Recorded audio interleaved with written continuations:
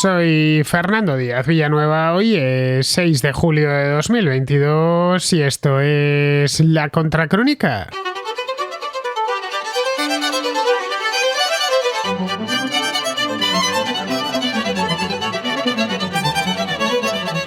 La invasión rusa de Ucrania ha entrado en su quinto mes y no muestra signos de llegar a su fin, al menos en el corto plazo.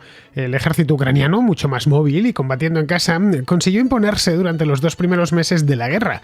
Frustró los planes rusos de apoderarse de la capital, de Kiev y de la ciudad de Kharkov, pero aquella inesperada hazaña dio paso a una nueva fase que dio comienzo a finales de abril. Una guerra larga y de desgaste en la que cada uno de los bandos está poniendo todo lo que tiene a mano hasta que el otro se agote. Esta guerra, por ahora, la está ganando Rusia.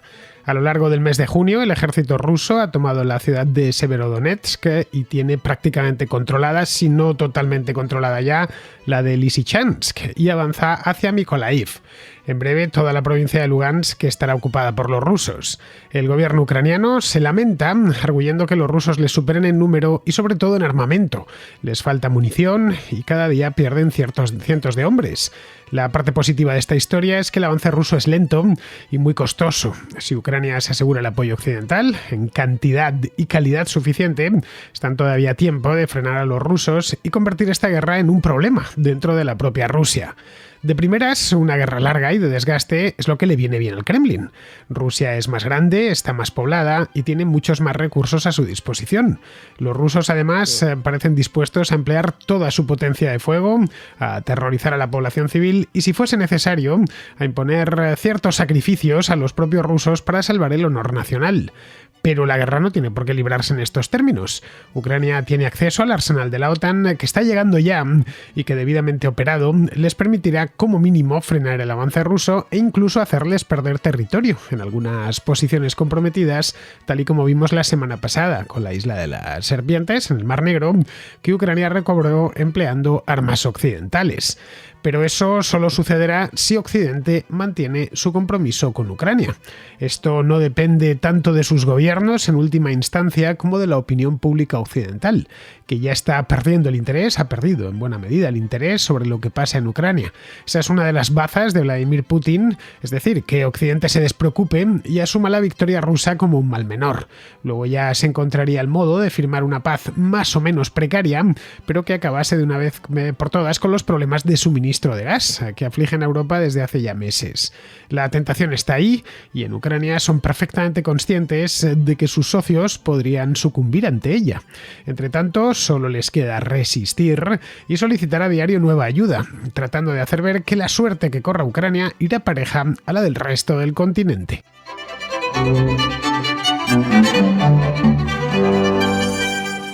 Si nos remontamos a los primeros días de la guerra, estamos ya en el quinto mes, esto empezó, os lo recuerdo, el 24 de febrero de este año, pues si nos recordamos aquella primera semana, la primera es la última de marzo, la última de febrero, la primera de marzo, pues recordaremos que al principio lo que preocupaba en Occidente era que el ejército ucraniano fuese superado rápidamente por el ejército ruso, muchísimo más grande, y que además había tenido tiempo más que sobrado de preparar esta invasión y que la resistencia, llegado el momento, colapsara. Es más, si vamos a la prensa en aquel entonces, y no es tanto tiempo, estamos hablando de solo 5 meses, y vamos a los comentarios que se hacían en redes sociales y en páginas web, lo que encontramos es que casi todos prácticamente dábamos por segura una victoria relativamente rápida de los rusos durante la primera semana, incluso la segunda.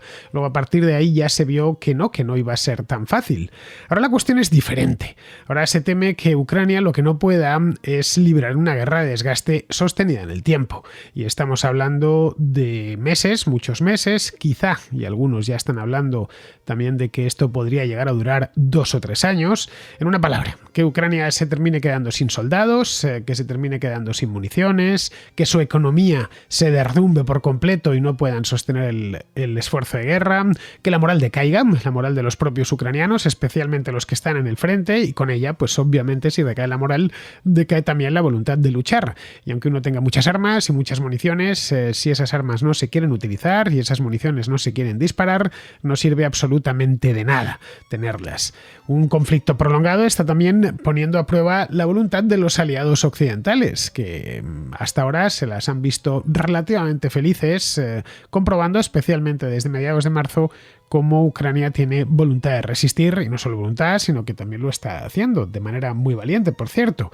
Lo que está poniendo a prueba la guerra tan larga, que ya son 5 meses y podrían ser muchos más, es que en Europa los precios se han disparado. El precio de los alimentos está muy alto, el de la energía ya no digamos, todos sabemos lo que cuesta llenar el depósito o encender el aire acondicionado, y esto, evidentemente, pues durante un mes, 2, 3, 4 meses, pues ya a partir del cuarto empieza a molestar seriamente, sobre todo cuando se puede señalar el causante o uno de los causantes, que por supuesto no es el único, ni muchísimo menos, pero es uno de los causantes de que estos precios que nos están castigando desde hace tiempo estén tan altos. Con la inflación por las nubes, al final el votante pues deja de pensar en términos heroicos y empieza a pensar en términos mucho más domésticos. Entre tanto, pues mientras todo esto sucede en Alemania, en el Reino Unido, en Francia, en España, en Italia, en cualquier país grande de Europa occidental, pues los ucranianos lo que hacen es resistir, ya digo, de manera muy brava,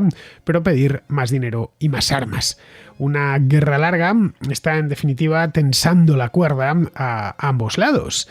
También en el ruso, no solo en el lado ucraniano y en el lado europeo, digamos, que están en el mismo bando, sino también en el ruso, porque Rusia, a fin de cuentas, con una economía que es aproximadamente unas 10 veces más pequeña que la de los países de la OTAN, pues tiene que correr con los gastos de una guerra, exponerse al desgaste también de la opinión pública, por muy amordazada que esté.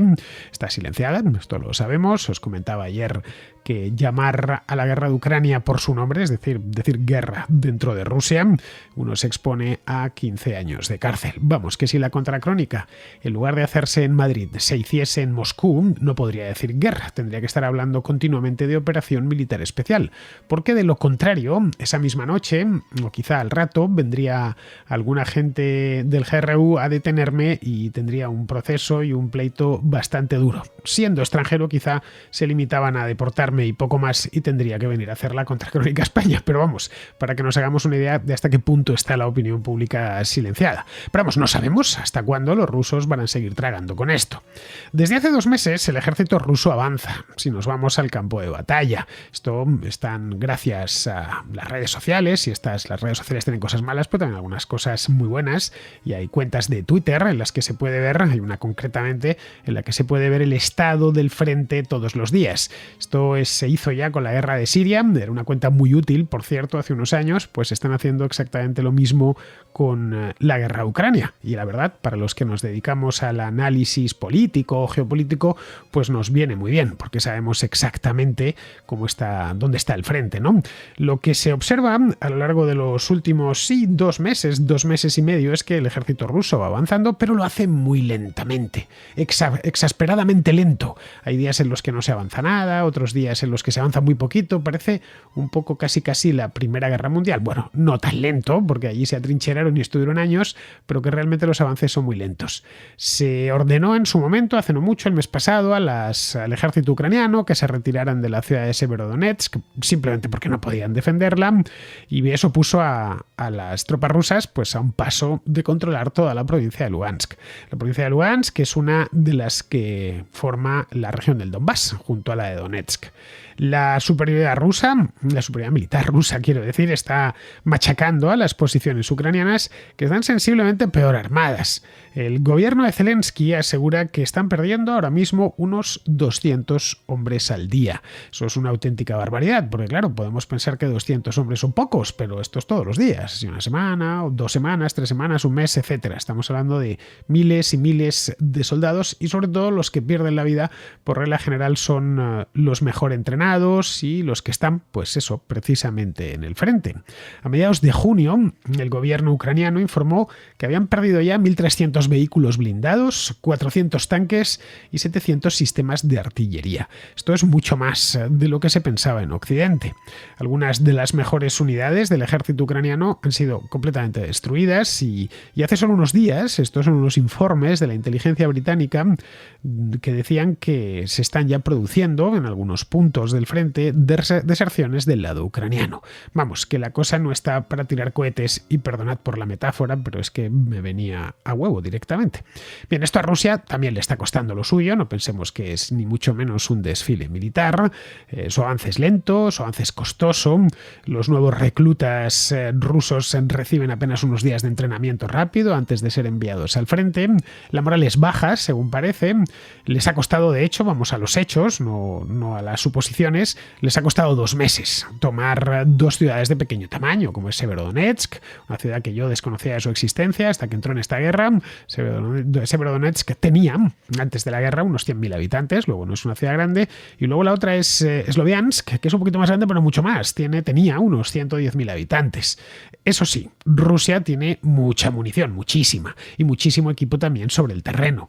Las fábricas de armas rusas trabajan por lo visto a 3 turnos, es decir, a todo lo que dan, y además de eso, aparte de que puede seguir fabricando municiones a gran velocidad, tiene una reserva importante de armas y de sistemas de artillería que están ya retirados, los tienen almacenados y a los que puede recurrir y poner en servicio otra vez si fuese necesario. El principal problema de Putin, a lo que parece, es que no tiene suficientes efectivos. Sí, ya sé que parece mentira, teniendo en cuenta que es un país de 150 millones de habitantes y demás, pero claro, el problema ahí no es tanto de que no haya suficientes rusos como para ir a la guerra, que los hay de sobra, sino que Vladimir Putin se niega a llamar a esto guerra. Ya digo, si estuviese en Rusia diciendo guerra, me meterían en la cárcel. Y eso hay que llamarlo operación militar especial. Bien, eso le impide llamar a una movilización general. En el momento que fuese una guerra, ya zafarrancho de combate y todos los rusos en la militar, que por cierto la ha elevado, pues tendrían que acudir a la oficina de alistamiento y ser llevados al frente. El ejército ruso, entre tanto, pues se nutre de sus efectivos regulares, los que ya tenían, y de nuevas reclutas voluntarias. Pero no son muchos los que quieren ir a la guerra.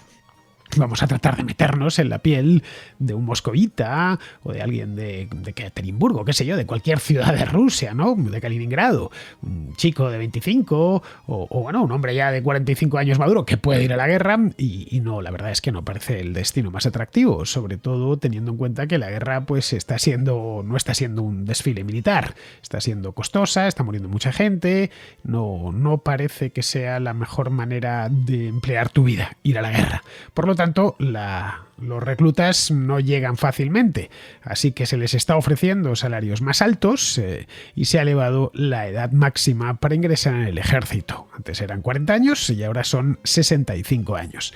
¿Con esto qué pretenden? Pues fácil, pretenden que antiguos soldados, ya retirados, pero con experiencia, vuelvan al ejército. La escasez de tropas bien entrenadas es una de las razones por las que el avance ruso en el Donbass va tan lento. Y no hay que darle muchas vueltas.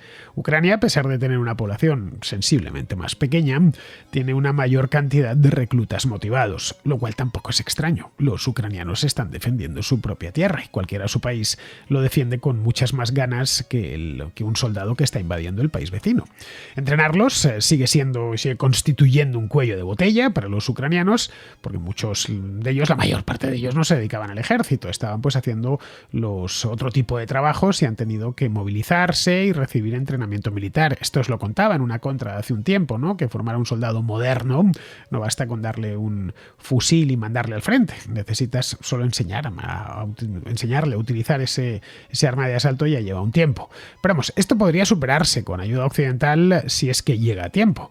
Hace unos días, en junio, Boris Johnson propuso un plan, se lo propuso a Zelensky, por el cual el Reino Unido entrenaría hasta 10.000 soldados ucranianos cada 120 días. Estamos hablando de 10.000 nuevos desde cero, cada 120 días. Bueno, no es mucho, pero tampoco es poco. Estamos hablando de 120 días. Caray, es quizá demasiado tiempo. Pero en fin, si esto también lo hace Alemania y lo hace, qué sé yo, los propios Estados Unidos, lo hace Francia, pues la cosa cambiaría. Ucrania también está recibiendo armamento de la OTAN, que es cada vez más sofisticado. Al principio, si recordamos, lo que querían los ucranianos allá por el mes de marzo eran misiles portátiles de estos javelins, ¿no? Para disparar a los tanques. Querían también antiaéreos de corto alcance para defenderse del avance de las columnas blindadas y de los helicópteros que había. Bien, ahora lo que reclaman con urgencia es artillería. Esto os lo comentaba en una contra que hice el mes pasado. La artillería en gran cantidad es imprescindible si lo que se pretende es emprender un contraataque. El 23 de junio, me lo dejé apuntado, empezaron a llegar los lanzacohetes estadounidenses, los HIMARS, de los que os hablé aquí en otra contra, que estos tienen misiles guiados por GPS.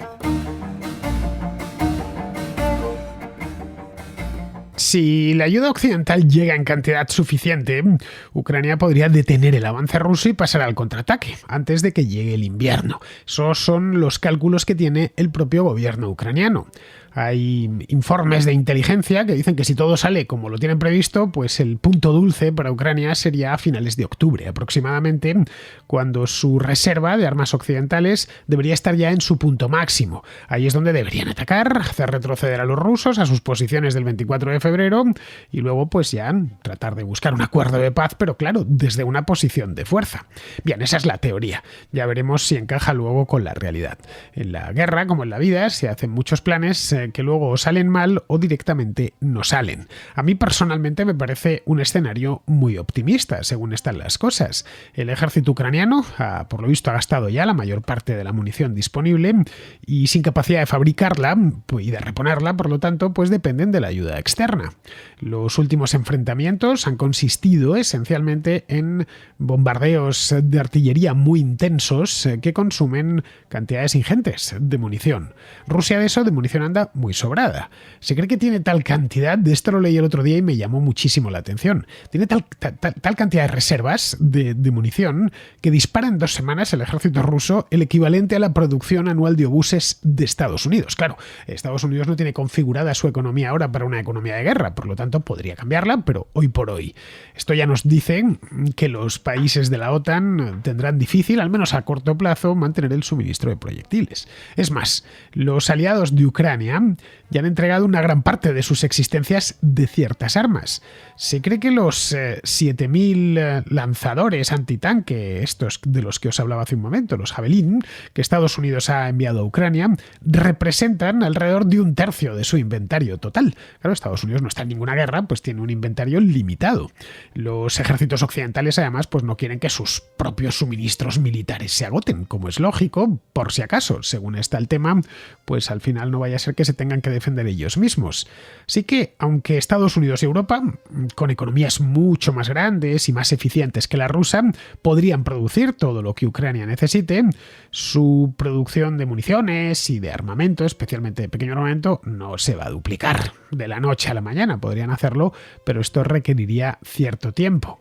Mantener todo el equipo armamentístico de la OTAN operativo, quiero decir, también es difícil. Estados Unidos y Alemania, por ejemplo, enseñaron a los soldados ucranianos a usar sus obuses en un par de semanas y esto pues se vendió a la prensa como toda una hazaña. En 2 semanas un tipo que no había visto uno de estos en su vida pues ya puede operarlo. Pero claro, aprender a repararlos es otra historia. El uso de piezas de artillería es tan intenso en la zona del Donbass que muchas ya se han averiado y han tenido que ser enviadas a Polonia para su reparación. Este problema crecerá conforme vayan llegando hasta Ucrania armas más sofisticadas, como por ejemplo el HIMARS, que ya ha llegado, y bueno, y Ucrania pase, porque no le va a quedar más remedio, como os contaba en aquella contra sobre el armamento, pase poco a poco del material soviético, que es el que conformaba la mayor parte del arsenal ucraniano, al material occidental. Quizá lo más importante es cómo Ucrania despliega este nuevo arsenal que le está llegando ya. Muchas de las armas que está recibiendo fueron diseñadas, que está recibiendo desde Occidente, quiero decir, fueron diseñadas en la Guerra Fría. para enfrentarse precisamente al adversario al que Ucrania se enfrenta ahora en el Donbass. Es un ejército de estilo soviético que utiliza una gran potencia de fuego. La preocupación en algunos países occidentales es que Ucrania quiera también ser de estilo soviético, es decir, que intente igualar a Rusia arma por arma. Donde tú tienes un obús, yo voy a poner otro. Y por lo tanto, pues claro, dispare sus municiones a un ritmo demasiado rápido y las agote. Las armas más modernas, por lo visto, no funcionan así. Si quieren, por ejemplo, emplear el HIMARS como un sistema artillero convencional, al parecer se quedarían sin munición en cuestión de un día, de hecho, de menos de un día. Los expertos occidentales han advertido a los mandos ucranianos que deben emplear los lanzacohetes y otros sistemas de largo alcance con un propósito claro: el de librar una batalla en profundidad. Es decir, alcanzar objetivos rusos importantes, como, no sé, puestos de mando, por ejemplo, nudos ferroviarios, que estén muchos kilómetros detrás de la línea del frente, no atacar el frente mismo. Esta táctica, si se sabe hacer, pues impone un coste bastante alto a los rusos y eso dificultará su avance o directamente lo detendrá. Es poco probable que, incluso marchando todo bien, conforme a los planes, los ucranianos puedan recuperar todo el territorio perdido desde que comenzó la invasión. Lo que decía antes, que será el plan para antes del otoño lanzar una gran contraofensiva y que les ponga a los rusos donde empezó esto el 24 de febrero. Bien, eso es poco probable. En esta guerra, si algo hemos podido ver es que es mucho más fácil, muchísimo más fácil, defender que atacar. Y los rusos están bien atrincherados. Cuando toman algo se atrincheran. Pero si Occidente consigue mantener a Ucrania bien abastecida de armas y de munición, y utilizan los ucranianos su potencia de fuego con prudencia, sí que podría recuperar algunas posiciones y, sobre todo, sembrar el caos en la retaguardia rusa, infligiéndoles serias pérdidas en términos de hombres, de material, en un ejército que, por lo demás, se extiende a lo largo de un frente que está alargadísimo. No hay más que ver estos mapas de los que os hablaba antes. Pero no solo es una cuestión de armas. Podemos pensar que aquí lo único que se libra es una guerra. Una guerra, siempre hay una retaguardia y hay gente que no está en la guerra, ¿no? Ucrania está en la quiebra. Es un país quebrado ahora mismo, en la bancarrota más absoluta. La guerra ha destrozado por completo su economía. El PIB se va a desplomar este año y lo que se discute es cuánto, hasta qué punto. Además, se va a desplomar, se ha desplomado. De hecho, ya lo que hará la estadística es decirnos cuánto dentro de unos meses, pero ahora mismo está la economía destruida. Y justo en el momento en el que el gobierno ucraniano necesita gastar más para financiar la guerra y atender al desastre humanitario. Los heridos, que son muchísimos, los desempleados, los desplazados, la gente que ha perdido su hogar, etc. El resultado es que el gobierno gasta unos 5.000 millones de dólares, más de los que ingresa, cada mes. Claro, se está conformando con estos déficits, se están haciendo con una deuda que les va a ser directamente imposible de pagar después en el caso de que sobrevivan. Dadas las circunstancias, que son muy malas, pues los inversores privados son reacios a prestar a Ucrania porque lo más probable es su dinero, a fin de cuentas. Lo más probable es que no lo puedan recuperar. El gobierno está tratando de recuperar algo de aliento, recortando algunos gastos, pero claro, están en guerra, no hay mucho donde meter la tijera. Occidente ha prometido muchísima ayuda, les han asegurado que les van a enviar dinero, pero no está llegando lo suficientemente rápido como para equilibrar las cuentas. Así que al gobierno ucraniano no le ha quedado otra que crear dinero. El Banco Central lleva desde febrero comprando bonos del Estado a un ritmo cada vez más rápido. Al mismo tiempo está quemando sus reservas de divisas en un esfuerzo, no sabemos si inútil, por estabilizar la grivna, que es la moneda de Ucrania. Esto ha disparado la inflación, que está ya en el entorno del 20%. Vamos, que si la economía interna colapsa, será muy difícil mantener el esfuerzo bélico. La situación en Rusia es muy distinta. El rublo se ha recuperado y se han alejado los temores de una quiebra de los bancos. Este año la economía rusa notará la guerra, pero Putin ha disparado el gasto público y eso aliviará algo la contracción del PIB. Las sanciones occidentales, por más que Putin insista en que dañan más a Occidente que a ellos, les están pasando factura, en tanto que privan a la economía de importaciones fundamentales. La producción de automóviles, por ejemplo, se ha reducido en más de un 80% en Rusia, con respecto a su nivel anterior a la invasión. Esto lo que refleja son los problemas que tienen los fabricantes para obtener piezas en el extranjero, pero también la caída de la demanda. Vamos, que los rusos no las tienen todas consigo. La escasez de ciertos componentes es también una preocupación para los generales rusos. Los ucranianos han encontrado equipo militar ruso con semiconductores tomados de aparatos como lavavajillas o frigoríficos. Aunque algunas empresas rusas fabrican chips, pues y tratan de aumentar la producción, al parecer los semiconductores rusos pues son más caros y muchísimo menos sofisticados que los importados. Pero vamos, pocas fábricas de municiones parecen verse afectadas hasta ahora. Tal vez porque las empresas de defensa rusas tienden a acumular repuestos. Esto es un vestigio de la época de la planificación central soviética. Es más, las sanciones occidentales no son infalibles. Y gracias a sus ingresos gasísticos y petroleros, Rusia tiene mucho dinero para gastar en proveerse de productos por el ancho mundo, a través de intermediarios en países como Kazajistán, Armenia o la India, dispuestos estos intermediarios a asumir todo tipo de riesgos a cambio de mucho dinero. Y eso, claro, sin contar a China, que no participa de las sanciones y que tiene una economía grande y sofisticada. Putin parece confiar en que el tiempo y el dinero se pongan de su lado. Aunque no consigan avances rápidos, han conseguido estrangular a Ucrania. Y dentro de Rusia nadie se queja, al menos en voz alta, por la cuenta que le trae. Ahora solo espera que Occidente se canse y tire la toalla. En Europa el gas y la gasolina están por las nubes, un problema que se resolvería con rapidez si Putin abre de par en par los gasoductos e inunda Centro Europa de gas natural barato. Ese es de hecho su principal arma y lo modula a placer. Es posible que si esto se alarga demasiado, de cara al invierno, muchos en Europa occidental empiecen a acariciar la idea de una tregua. En ese momento, Rusia habrá ganado sin necesidad de haber tomado siquiera la capital.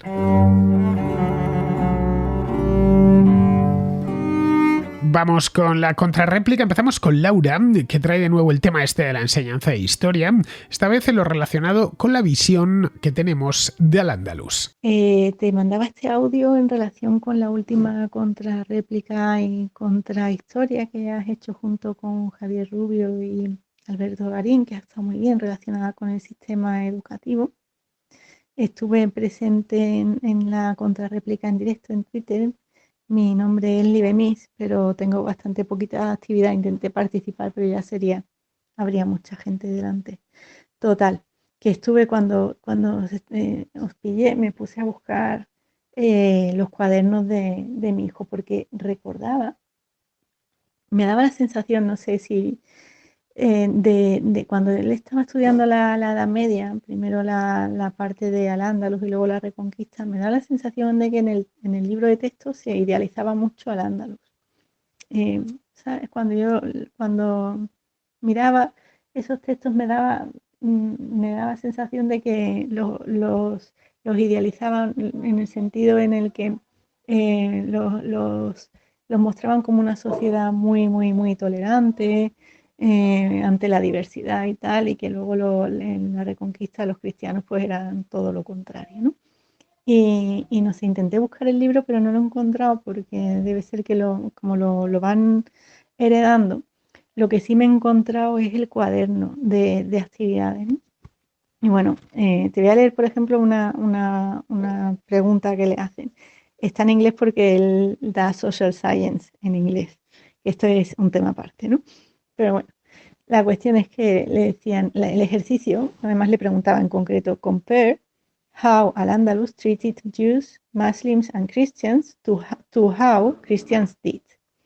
Y mi hijo contestaba, Al-Andalus let Christians and Jews stay with their religion, but they needed to live apart and pay more taxes. Y luego decía, Christians didn't let Muslims and Jews practice their religions, but they didn't kill them. Así que nada, por lo menos no los mataban, según su perspectiva. Bueno, esto es de quinto de primaria. No sé, era un poco por saber si vuestra opinión en relación a la diferencia entre las sociedades de Al-Ándalus y luego la sociedad que tuvo lugar después en la Reconquista. Un abrazo, muchas gracias por todo. La imagen fantasiosa de Al-Ándalus, Laura, como una sociedad refinada y tolerante, no es cosa de ahora, ¿eh? Esto proviene del romanticismo. Mira, la primera mitad del siglo XIX se empezó a idealizar la Edad Media. Era algo que quedaba lejano en el tiempo, pero que también era tangible, en tanto que había castillos, esculturas y literatura con la que recrear el periodo. En España la Edad Media fue muy agitada. Hubo reinos cristianos, que también se idealizaron, por cierto, y un gran califato musulmán, el único de Europa Occidental, que estuvo asentado en buena parte de la península península ibérica, pero que su centro eran los valles del Guadalquivir y del Ebro, y la costa mediterránea, es decir, las áreas más intensamente romanizadas de la península. Eso permitió a este califato aprovecharse de una prosperidad anterior y de grandes ciudades como la propia Córdoba o las ciudades del Levante.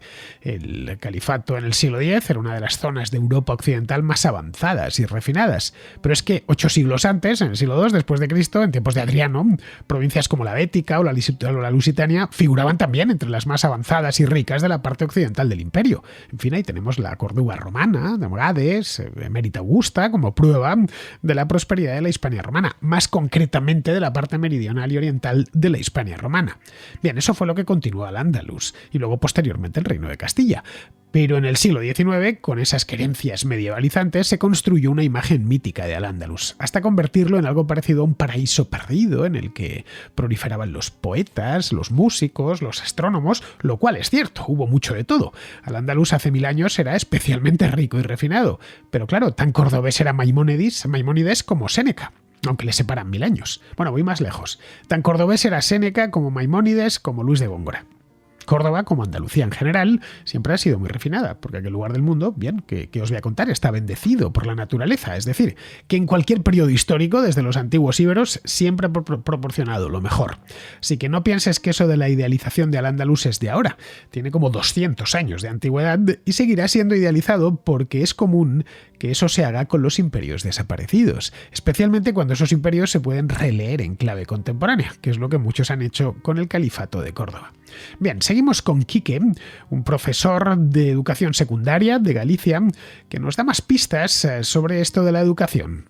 Acerca de la discusión que estáis manteniendo en estos últimos 2 programas sobre cómo aprender historia y en general sobre la educación, querría hacer un par de puntualizaciones, quizás porque lo que vino a ser el devenir de la conversación se produjeron, desde mi punto de vista, algunas inexactitudes que podrían dar pie a entender a gente alejada de lo que es el mundo de la educación actual, lo que no es. Entonces, me gustaría aportar mi punto de vista como docente en activo, y es que básicamente, bien dices tú, Fernando, en concreto, que una persona aprende lo que quiere aprender. El resto no se enseña. Y eso es cierto, tan cierto es como que hay la vertiente educativa actual nace precisamente de ahí. Hay libros, en concreto uno, que se llama Aprendo porque quiero, y todo se deriva en conseguir que el alumnado tenga una cierta motivación, entendiendo motivación no como el hecho de estudiar solo aquello que le interesa, sino como de favorecer las condiciones para que le puedan interesar ciertos contenidos, ya que las materias, en los niveles básicos, estaremos de acuerdo, que tienen un carácter puramente propedéutico. Y, por supuesto, todas las materias son importantes, pero es imposible abarcarlas todas. Todo el mundo, desde su ámbito laboral, profesional o de conocimiento, querría que se impartiese su rama lo más profundamente posible, porque eso considera que es lo más relevante. El profesor de latín querrá dar latín las 24 horas, una persona que trabaje en una empresa querrá dar economía, y una persona que se encarga de, no sé, ciencias puras, pues considerará que eso es lo más relevante. Un ejemplo lo tenemos en la programación, que muchos reclaman que se incluya en el currículum cuando ya hace años que está. El objetivo real de todo esto es educar.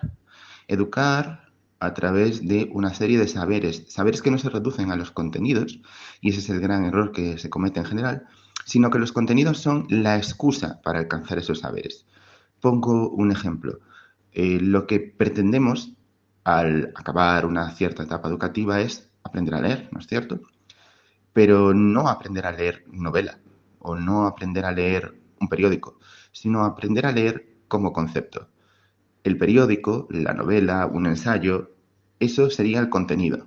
Y lo que se pretende en educación es que sean capaces de leer en general, incluso estableciendo sus propios gustos y criterios, precisamente porque queremos ciudadanos libres y críticos. ¿Y cómo tenerlos si no les enseñamos a hacerlo? En este punto es muy importante distinguir la escuela antigua de la nueva, donde los contenidos y los saberes están totalmente desligados. Y esto no es desligados, quiero decir, conceptualmente, pero ligados a la hora de impartir docencia, lógicamente. Con esto a lo que me refiero es que no es una moda pasajera. Esto no viene de la última ley.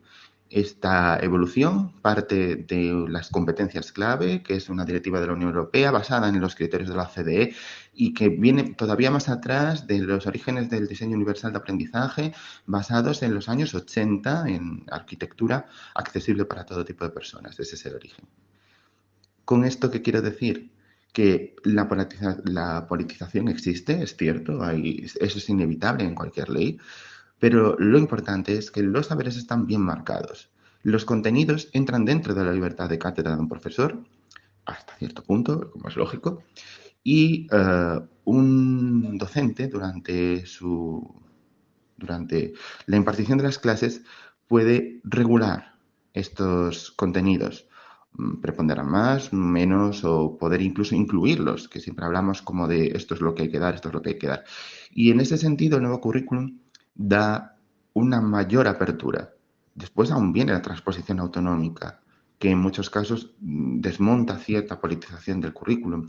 Pero en ese sentido, lo relevante es que tanto los contenidos que se trabajan para alcanzar esos saberes, es decir, el leer novela, el leer ensayo, para aprender a leer de forma crítica, leer prospectos si hace falta, para leer textos científicos, es el camino para alcanzar el destino que es saber a leer. Después ya vendrá la especialización de un modo incipiente en bachillerato y de un modo posterior en la carrera. Y todo esto se observa muy bien en el perfil de salida, que se incluyó en la última reforma legislativa. Creo que es el gran acierto de este decreto, independientemente de lo que es el resto de la ley en sí, porque define, por una vez de forma clara, los saberes básicos que debe alcanzar una persona cuando termina la educación. En ese sentido, lo podéis revisar y comprobaréis que la gran mayoría de las competencias están basadas, y así se dicen por la recomendación del Consejo de la Unión Europea, y están basadas en esos trazados. Por eso son de cierto consenso, aunque después pueda haber matices. Lógicamente yo también los tengo al respecto. Y si leéis esos descriptores operativos, que así se denominan lo que especifica la competencia clave, veréis que son saberes de forma genérica, se expresa de forma oral, escrita, asignada, multimodal y no relacionados con los contenidos. Los contenidos se olvidan y por eso se pueden trabajar a través y de hecho cada vez ocurre más, no tanto del libro de texto, no tanto de lo que impone el Estado, sino desde el material que personas como vosotros generáis en Internet para elaborarlos, trabajarlos de forma analítica y aprender de ellos. Es decir, disiento en que cada vez se esté trabajando por una educación más politizada y más centrada, sino que muy al contrario, cada vez es más libre, más abierta y depende menos de quién transmite la información, sino de cómo se trabaja esa información. Siento lo largo de este audio, pero quería puntualizar un montón de ideas. Muchas gracias y un saludo para los contraescuchas. Pues muchas gracias a ti, Quique. Tu nota de voz es muy interesante, pero difiero en que el cometido de los profesores sea educar. ¿Por qué? Pues porque ese verbo tiene una implicación moral. Mira, si vamos a la definición de educar de la Real Academia, nos dice: educar es, en su primera y segunda acepción, tiene más, pero las dos principales, la primera dice que es dirigir, encaminar o doctrinar. Y la segunda, desarrollar o perfeccionar las facultades intelectuales y morales del niño o del joven por medio de preceptos, ejercicios y ejemplos. Bien, la función del profesor no es moralizar al alumno, o no debería serlo, sino transmitirle conocimientos. La educación la recibimos en nuestra casa. Los valores morales los tomamos de nuestros padres. Caray, por eso es tan habitual que nos conduzcamos por el mundo de forma muy similar a ellos. Educar requiere ejemplo, constancia y es un proceso prolongado en el tiempo. Eso en una escuela no se puede hacer por motivos obvios, pero es que tampoco se debe hacer. Otra cosa distinta es que un alumno busque en un profesor un referente moral. No es que sucede continuamente, vamos. Ahí sería diferente, porque es el alumno el que lo demanda. Y el profesor, si lo desea, puede hacerlo. Ahí el profesor deja de serlo, o deja de ser al menos solo profesor y pasa a ser guía o mentor. De lo contrario, estaríamos ante adoctrinamiento moral. En el caso de que no haya demanda por parte del alumno o por parte de los padres del alumno, es que hay un adoctrinamiento moral no solicitado, que es, pues qué sé yo, lo que hacían los curas en los colegios antiguamente, bueno, y que siguen haciendo actualmente los colegios religiosos, pero ahora es por decisión de los padres, que consideran que un colegio religioso es un buen lugar para que sus hijos se formen, adquieran conocimientos y buenos valores morales. En el caso, hoy nadie va a un colegio religioso obligatoriamente, es porque sus padres quieren. Pero es que la instrucción pública es obligatoria, no te queda otra. Luego debería evitar todo tipo de elementos morales y ceñirse a los conocimientos, que luego los alumnos, ya en función de sus intereses, aprovecharán mejor o peor. Bien, vamos ahora ya a terminar, vamos con Pizarro, que nos habla pues del quilombo gigantesco que hay montado en Perú. Perú, antes del sombrero, mal llevaba una crisis socioeconómica con una gestión política nefasta. La ignorancia, imprudencia, obstinación, presuntuosidad, parcialidad y arbitrariedad de este enchufador pueril, junto al tropel de ineptos desalmados de sus gobiernos y a la jauría ventajista del Congreso, están llevando al Perú por un sendero conocido y vertiginoso que es unidireccional, hacia la emigración, la irrelevancia y la tristeza mísera. Perú no desaparecerá por esta deriva, pero es descorazonador ver que es palmario para todos, que no hay alternativas. Un cordial saludo de Pizarro. Y hasta aquí, queridos amigos, llega la contra de hoy, día 6, mañana será 7 y estaré por aquí de vuelta. Hasta mañana, amigos.